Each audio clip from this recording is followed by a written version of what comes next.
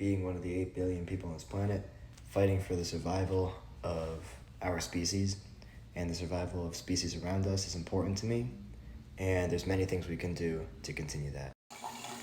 Instead of leaving the sink on while you brush your teeth, you rinse, you can turn it off, and then you can go to brushing.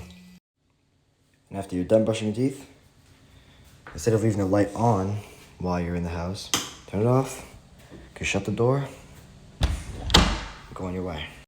Before you leave the house, you have a little can in your room. Instead of throwing it in the trash, you can recycle it. Seems like there's a bag in here too, so you should recycle that one as well. After you leave your house, you can come to the car. Instead of going to the car, taking your bike. A bike can get you practically anywhere a car can.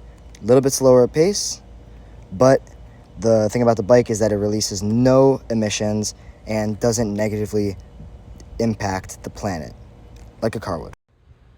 Very nice day outside today, so this doesn't apply right now. However, instead of using more water to water your plants that comes from the hose, you can set out a bucket, and when it rains outside, when precipitation occurs, you can collect water in that bucket, which you can then repurpose to use on your plants. Lastly and personally, the health of a planet, to me, means the ability for us humans to survive as well as the species around us. That is because if we humans can survive, that means that we succeeded at being able to take care of our planet. The pace we are at now as humans will eventually get to us, and we may not be able to survive for much longer as a result of the impacts we have caused upon us.